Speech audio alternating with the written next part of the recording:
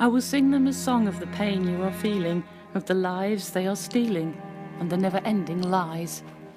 I will sing of the tears, of the days that have been wasted, of the fear and cruel hurt that never dies. They will lock you away when they cannot understand you. It's easier to damn you than ever learn to care. Thomas was just a bundle of mischief, really. Fun, cheeky, energetic. He used to like to run everywhere, abscond. It was just amazing. Compassionate, definitely. Never met a little boy who was so caring, but he got himself into an awful lot of mischief. That just started to change when he hit his teens, and things got more complex. But it was very clear that there was something else. Puberty, fighting against his learning disability, really, and his autism that wasn't diagnosed. So he was a very complex little man. Beautiful, but very complex. I couldn't do it by myself, couldn't do it alone. We needed support. Thomas needed support there and then, but it just wouldn't happen. Nobody could do it. And within a year, Thomas was sectioned for the first time. And we were talking about other counties, other hospitals, and I knew that Thomas couldn't cope with this. Nobody was listening to me. I knew Thomas was going to die there. I kept telling them that Thomas was going to die there. You're right, Tom. The day that the Court of Protection sent him there, I broke down as if I'd already lost Thomas, because I knew something really bad was going to happen. And it did. And not just the fact that he died, but for the 4 years of hell that he was put through before that. And now the memories that I've been with. Not the beautiful little boy, but the memory of a little boy suffering, distressed, and just wanting his family and to be comforted. That's what I've been left with. Well, I fought and fought to get Thomas home, and I got him home eventually in a coffin, but that's not the way it should be.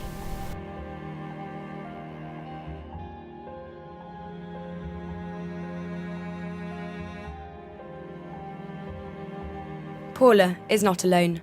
There are an estimated 3,000 people with autism and learning difficulties living in assessment and treatment units. A person with autism deserves respect and love, not a hospital where they're locked up. 950 of these 3,000 shouldn't be there. What is the treatment? I mean, there is no treatment, is there? Being locked in a room and drugged, how can that be treatment? You know, he didn't learn anything. He didn't make any friends there. Didn't hardly see anyone. Lost seeing all his family. And we were treated like criminals ourselves. Across the country, parents are desperate to get their children home. So when Stephen left home that Wednesday afternoon, the plan was he was going for 3 days respite, and I'd go and pick him up on the Saturday. And you know, that's the worst mistake I've ever made in my life, because it took a year to get him back home again. But with nowhere for them to go, short-term treatment units have turned into long-term hospital sentences. And what was supposed to be 6 weeks assessment, which we weren't that pleased about in the first place, but we thought we'd be brave because we thought that's what our son needed, it's now turned into a 9-month prison sentence and counting. Sensory overload, intense anxiety, importance of routine, difficulty of communication, repetitive behaviours and interests. These are just some of the symptoms that people with autism experience on a daily basis. Autism is a lifelong developmental disability that you've probably heard of by now. But what happens when people with autism reach crisis point? Outdated institutional care that many of us thought had closed down decades ago still exist. They're called assessment and treatment units, meant for short-term crisis care, a last resort. But too often, these hospitals are becoming homes. On average, they're locked up for almost 5 years, an eternity for powerless parents. But this is a reality for thousands of families. Families are losing their children in a system that's meant to be helping them. And throughout all 3 sectionings, there were things going horribly wrong. I was going to everybody, I was screaming from the rooftops. Speaking to Norman Lamb, Department of Health, sending them pictures saying something terrible is going to happen to my son. If I've even got a text message saying I'm trying to save my son's life. At a meeting, a safeguarding meeting, 3 weeks before Thomas died, I sat there and I said, "You are going to kill my son." In tears, I knew it was going to happen. The care provider Lifeways denies any mistreatment of Thomas during the time he spent in their care, and thus does not form part of the inquiry into his death. Thomas's family fought to bring him home for 3.5 years. Thomas's dad was as desperate as me by this point, and we were discussing ways how we could kidnap him and get his medication. Would we be arrested, really? Do you know what I mean? Would they really arrest us? Because how bad would it look? We were discussing all that. But then we got to the point where, but we'd still have no support. As soon as Thomas was sectioned, everybody agreed with me that he needed a bespoke package. Everybody, all the professionals, agreed that's what he needed, and that he couldn't tolerate other service users. He needed to be close to us. He needed to be able to see us every day. So that wasn't a problem, but getting anything done and getting anybody to communicate with each other was the problem. An independent panel said that Thomas should live in his local community in a flat with support. Bradford Council said they had no appropriate housing. So instead, he was sent to Sheffield to a challenging behaviour unit over 50 miles away from home. 6.5 months later, he died. Paula has fought for a coroner's inquest as she feels there are still many unanswered questions. When I approached Bradford Council, Bradford City's NHS Clinical Commissioning Group and the care providers Lifeways, they all refused to comment due to the ongoing inquest. But the question remains, why was a child that was deemed able to live in the community denied the right to do so? There are some areas where there doesn't seem to be the will to do that. So once again, we almost seem to have a postcode lottery about who is actually going to get out with the right kind of support and help quickly, and who's going to be longer and longer in situations where they're going to be just continuing with further and further inpatient care. Jane believes that many children are being detained illegally and is now helping 18 families to take a class action against their local councils and NHS providers. People are fighting to get their children and young people home, close to them or back to the family home. They want people to have decent housing, and they want them to have the appropriate care that means that they can actually return home and be supported properly by their families and by people who really want to see the aspirations of the young person met. People with autism can't be cured. Hi, Eden. Did we get my text? Yeah, I just got your text just now, babe. What do you reckon? You reckon I should have a takeaway? One of the mums planning to take legal action is Debbie Evans. Her son Eden has autism and learning disabilities and has lived in institutional care for the last 7 years. Aiden's lost so much of his life. He's lost nearly all his teenage life, and now he'll be 25 at Christmas. So he's lost a massive chunk. Some of that might be brought back, but he's been completely traumatised for what he's been through. They should be held accountable, and they need to step up to their duty. Debbie says that he had no formal education from the age of 8 because there was no proper provision. She asked for help when caring for Eden 24/7 became too much. It was meant to be short-term care, but he's still there. The worst thing I ever did was ask for help. It broke my heart doing it. I didn't want to do it.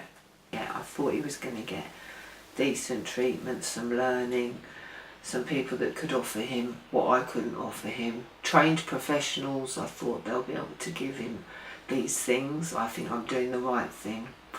But, it hasn't worked out that way. Debbie thinks Eden's condition has got worse since being detained due to isolation and over-medication. He put on 16 stone in weight over 5 years. They would bring him over with faeces all down the back of his trousers, and he'd smell dreadful. And his hair, you could see like it hasn't been washed. Although I'd take shower gels in and various things, you could see it hadn't been washed because his hair always looked wet, and I knew it wasn't wet. The unit refused to comment on the grounds of patient confidentiality. Eden has now been moved to another specialist unit, but Mum Debbie is still desperate to get him home. When I approached Hammersmith and Fulham for a response, they told me that at Eden's request, they couldn't give me any information regarding his case or care. These are not isolated cases. Of the 3,000 people with learning disabilities in inpatient units, 1,160 people are on the autism spectrum. 43% have been there for between 1 and 5 years. 17% have been resident for more than 5 years. and 13% have been in these units for over 10 years. I put the claim that hospitals are being used as homes to NHS England. They refused to give me an interview, but they did make it clear to me that even if someone has got extremely complex needs, this should not be the case, and that they are confident in their policy homes, not hospitals. This latest initiative is part of the wider Transforming Care plan. With an investment of £45 million, the target is to get up to half of these people out over the next 3 years.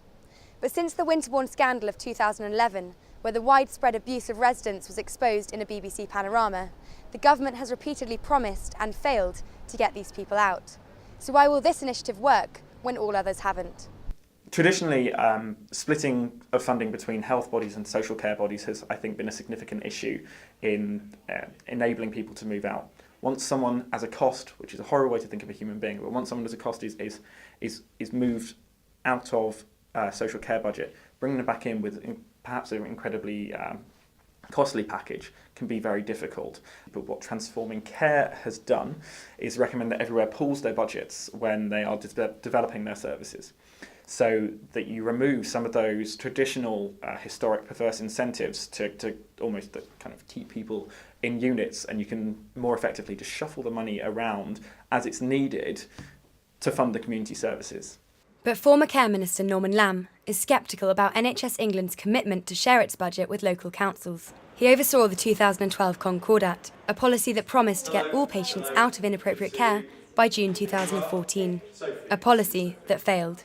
We tried to get a way of sharing the resources between NHS England and local authorities, but I've recently heard that the commitment from NHS England to move the money through to the local authority has now, it appears, been withdrawn. Every part of the system is under impossible financial pressure. So NHS England wants to divest themselves of responsibility without recognising that one of the ways in which you get people out is by giving financial assurance to the local authority that they're not going to be stuck with an enormous financial black hole. The commissioning system is made up of 3 big bureaucratic organisations: NHS England, local authorities and clinical commissioning groups. The problem is the system's very complex, as they each have their own budgets. Social care comes under the domain of local authorities, whereas healthcare comes under the NHS. In fact, it costs the NHS more to keep people in inpatient units than it would for local authorities to keep people in the community. On average, it costs £112,000 per year to keep someone in the community, whereas according to my Freedom of Information findings, it costs a total of £182,000 a year to keep someone in hospital. There is the potential for a much better life at a lower cost. This is the extraordinary thing, that the state manages to resist the attraction of achieving better care at a lower cost through the sort of, the inertia in the system. Even those within the system have their doubts over the policy. There's a lot of discharges taking place, but it's matched by the number of new people going into hospital. And the other thing which is a problem is that budgets that local authorities have is generally being reduced across the country. According to the National Audit Office, one of the main reasons for the failure of the 2014 Concordat was because the government left it to NHS England to deliver change. The new policy is again reliant on NHS England keeping local councils and commissioners to account. When I tried to get answers from the Department of Health regarding criticisms of the Transforming Care plan, they refused to answer and directed me to NHS England. Families seem to have had the same experience. Directed from department to department, they're unable to get answers.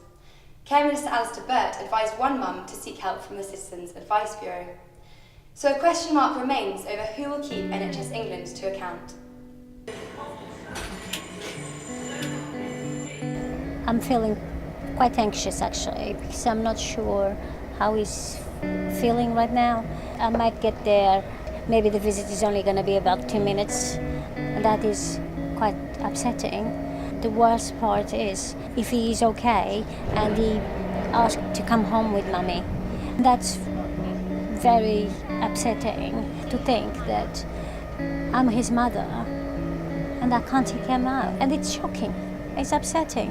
Why should I have to apply to a judge to allow me to access to my son? Leo has been trying but failing to find a place for Stephen closer to home. I don't have a huge issue with Islington. What they failed to do is be more proactive. It's 3.5 years. You know, he went there for 28 days or then 3 months. It still takes 2 hours to get there. And it's still a hospital.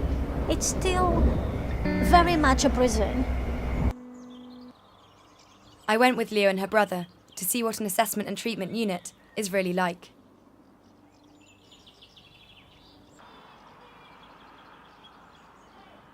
I tried calling the hospital a few times to tell them that I was on my way. No one picked up the phone. Yesterday I called ahead to prepare them and tell them, Mommy's coming and can we go for a walk and everything else? Well, that went in one ear, came out of the other. So I got in and Stephen is asleep. He went to go see Mummy, walk with Mummy. So we walk around the building, the grounds of the hospital. He even had a teeny weeny of a smile looking at me. He did go on the exercise machines there, which was fantastic. It's the first time ever I've seen him doing that. And how are you feeling now that you have to leave? Not good. It kills me. Now I'm going home to again to my other life kind of thing, because I feel like I have 2 lives. There's this big thing in my heart. There's this emptiness in my life, waiting for my son. I've seen Leo's emails from Islington Council that admit the hospital is not the best place for Stephen, but they are struggling to find alternative care closer to home. Islington Council told me they couldn't comment on the case, but said they're making it easier for people with autism to live closer to home. The latest independent report on care provision for people with learning disabilities says not enough is being done to implement reform. There's a huge issue around whether or not nationally there's enough housing that social care providers can get access to in order to enable people to come out of hospital. So the point about there being a critical shortage is very much putting the warning signal out now that there isn't sufficient housing or sufficient staff to just magically overnight move 3,000 people out of hospital. There is a lot of groundwork that needs to be done, and it's not just in localised areas, it is a problem across the country. This issue has been left with Transforming Care partnerships. This means solutions to bring people back into the community will again depend on local councils' budgets and their willingness to act.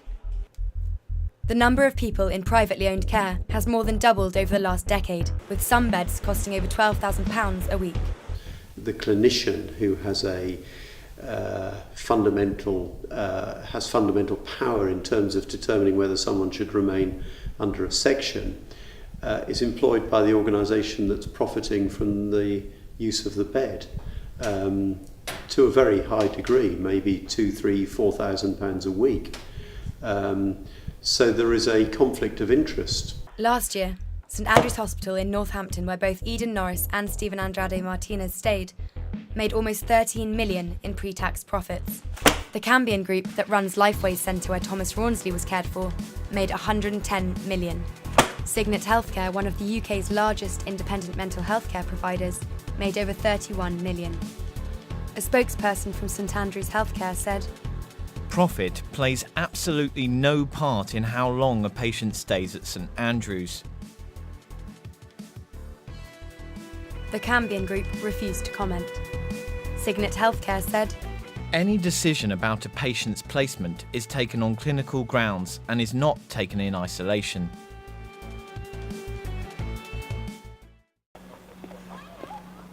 I miss him here because I think about all the moments that we've had together in this park, and I know there are certain things that he'd be enjoying.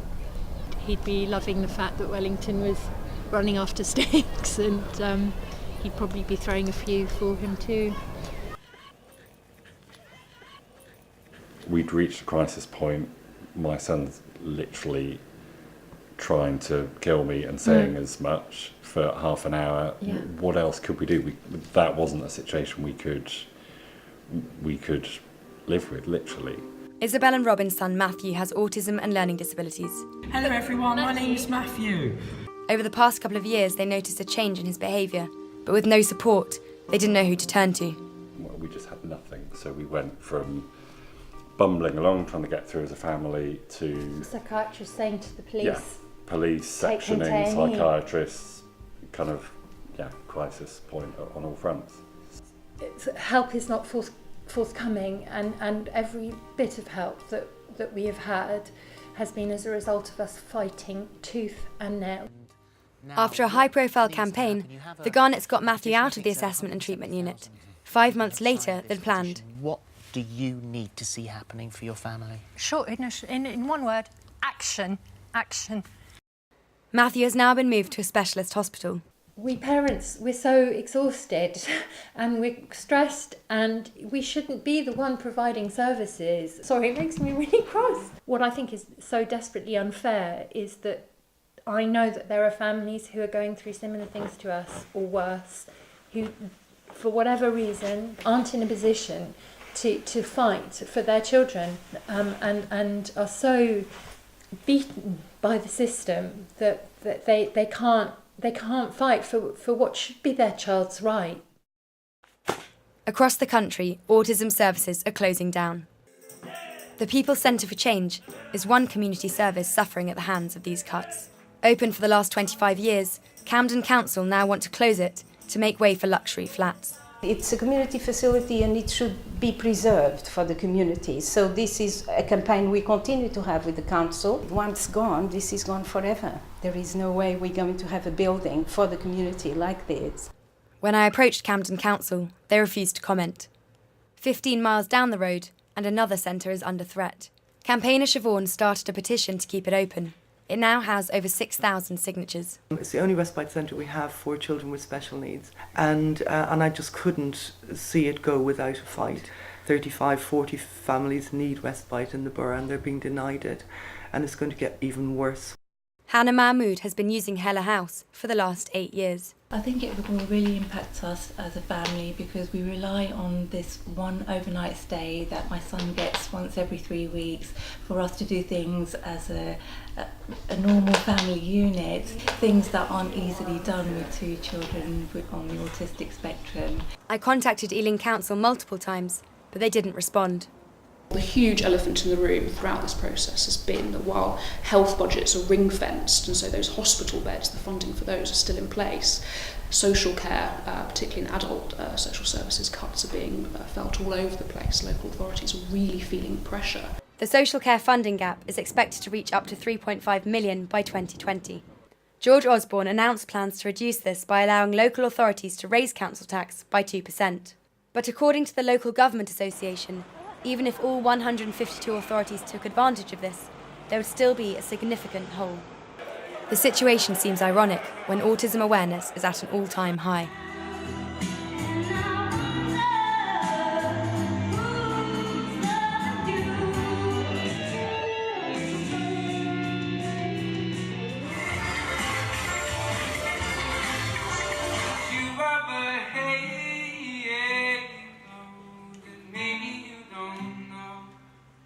So let me say this audibly.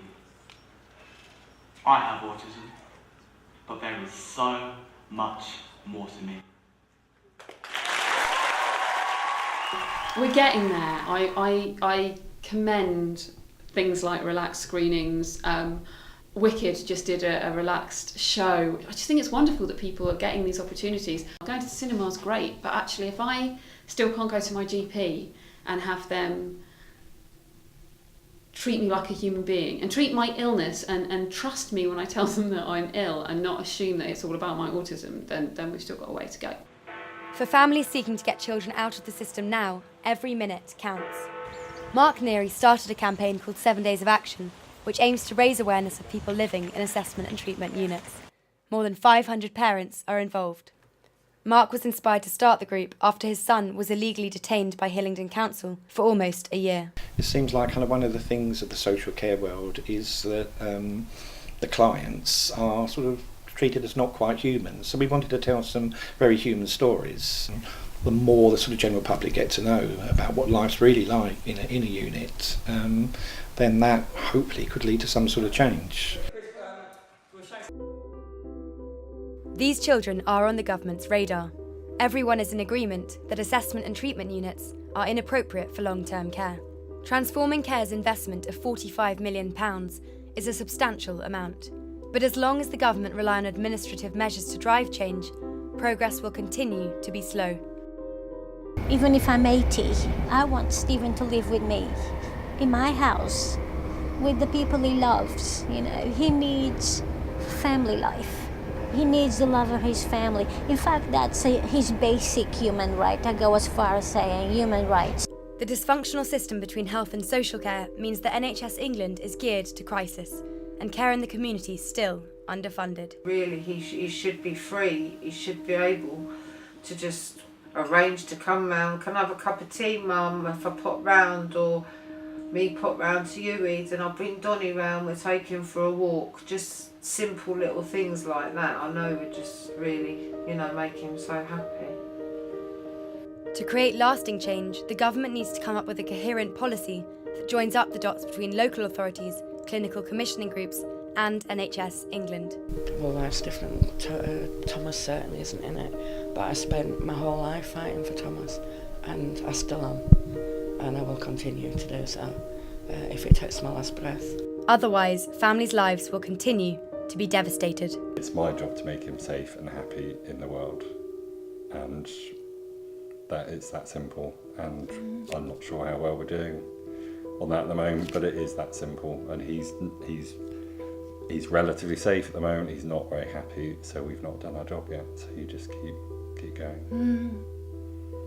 Yeah, that's amazing actually. So I'm not at home, I will go back home.